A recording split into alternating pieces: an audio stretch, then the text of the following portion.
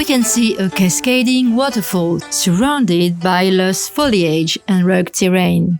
It radiates a feeling of peace and enduring allure. Vivid use and intricate detailing convey the essence of a time-honored artistic technique, woodblock printmaking.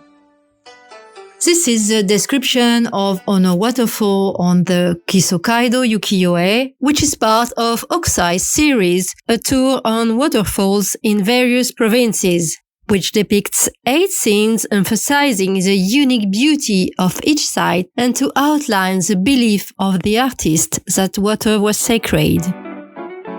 Greeting everyone and a warm welcome to my studio. I'm Alix, a painter and printmaker artist. And in this podcast, we are going to delve deep into the world of art.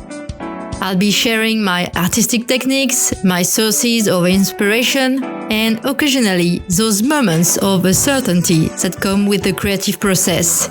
Put on your apron and let's get started. Today we'll be discussing Mokuhanga, a Japanese term that translates to woodblock printmaking and which is referred to as estampe japonaise in French. I've recently embarked on a new project that I will introduce shortly. But before we delve into that, let's begin with an explanation of this remarkable technique. Mokuhanga is a traditional Japanese woodblock printing technique. It involves carving an image onto a wooden block and then transferring the image onto paper by pressing it. This technique is known for its unique aesthetics and is now adopted by artists to convey contemporary atmospheres. We, as artists, strive to blend traditional techniques with contemporary creation. The story of Mokuhanga dates back to ancient Japan, where it originated as a printing technique during the Heian period. Initially, Mokuhanga was used to reproduce Buddhist texts and images. Over time, it evolved into a popular form of art, incorporating various subjects such as landscape, portrait, and scenes from everyday life.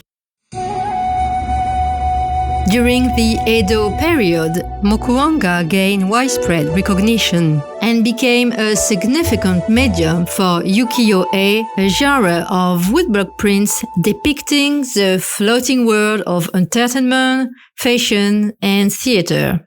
And perhaps you're familiar with or have come across renowned artists such as Hokusai or Hiroshige, who crafted iconic prints through the art of Mokuhanga.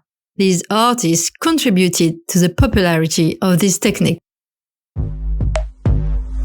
Mokuhanga, like all printmaking techniques, involves several stages. First, the artist carves the desired image onto a wooden block, using chisels, knives, and gouges to create varying depths and textures. Then, ink is applied to the covered block, which is then pressed onto paper, transferring the image. This process can be repeated multiple times to create colorful and detailed prints.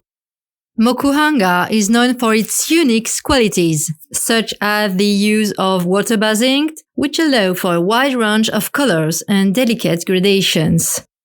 Moreover, the natural texture of the wood grain often adds a distinct charm to the prints. So, that wraps up our historical and technical overview of Mokuhanga. Now, let's return to my studio. In my most recent Mokuhanga project, I've chosen to explore the concept of still life. I initiated the piece of work by capturing a glimpse of my workspace, as I wanted to convey the essence of my daily creative routine. This work aims at serving as the visual expression of the notions of inspiration and serenity.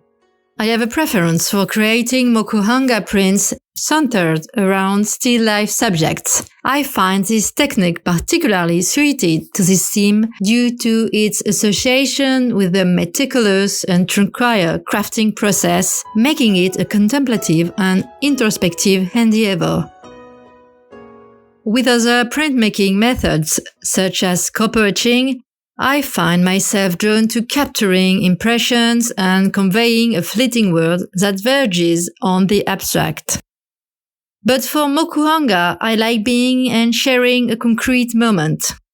Yet, when it comes to Mokuhanga, I relish the opportunity to immerse myself in and communicate a tangible moment. As previously mentioned, I believe this is because Mokuhanga involves a ritualized and accurate approach to printmaking. One of the aspects I find most enchanting is the sensation that accompanies the act of carving the woodblock. Have you ever had the opportunity to try wood carving yourself? It is both hard and rubbery, and the tool hangs more or less depending on the essence of the tree you use. Typically, Mokuhanga artists use Japanese cherry wood or magnolia wood. They are chosen for their fine grain and durability.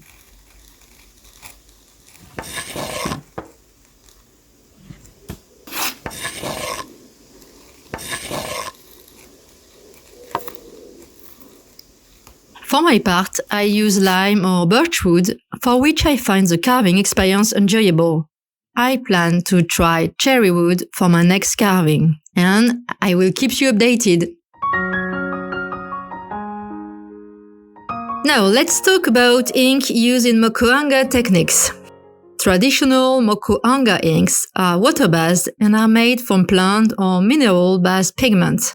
For example, cinnabar is used to produce a bright red pigment, malachite for green or azurite for blue. Sea minerals also create ochres or various shades. Sumi ink, made from soot, is also commonly used for black ink. On my part, I enjoy working with earthy ochre tones, natural and deep greens, as well as some vibrant colors like intense reds. Now, let's talk about the various types of papers used in Mokuhanga. Mokuhanga, the traditional Japanese woodblock printing technique, relies on specific types of paper known as washi. Washi is a traditional Japanese handmade paper, and its unique qualities, including strength, absorbency, and durability, are well suited for Mokuhanga. Different types of washi paper can be used depending on the desired effect in the prints, like Mitsumata washi, Kozo washi, or even Gampi washi. The choice of washi paper depends on the artist's preferences and the desired visual outcome.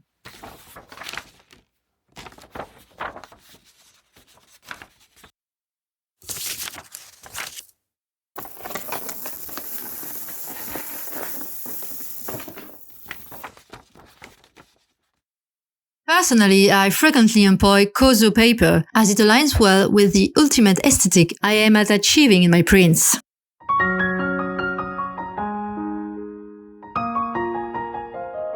The final step involves printing from the woodblock. Let's take a look at how it's done. To print the woodblock, we use a baren. It consists of a flat disc with a handle and a coiled bamboo or fiber pad. The pressure applied evenly allows the carved image to be transferred to the paper. It's a truly enchanting moment. Yet, it can also be a tad nerve-wracking as you're uncertain about how the first print will turn out. After this initial impression, some touch-ups are necessary to refine certain shapes and contours. This is the initial print from which I will engrave additional plates to create eras of colors. Mokuhanga is therefore a lengthy and meticulous process, requiring calm and composure, which I don't always have. This patient work allows me to fully immerse myself in the creative process. It's a challenge for us, artists, to adhere closely to traditional techniques while infusing them with a contemporary visual perspective. I hope you have enjoyed this podcast and that it has provided a fresh perspective on contemporary creation and on the history of art. Please leave your comment below, and if you'd like to explore my work, let's connect on Instagram at Alix Morel Artist or visit my website alixmorel.com. See you soon, and in the next episode I'm going to take you to the Louvre Museum to visit a great exhibition dedicated to Italian painting.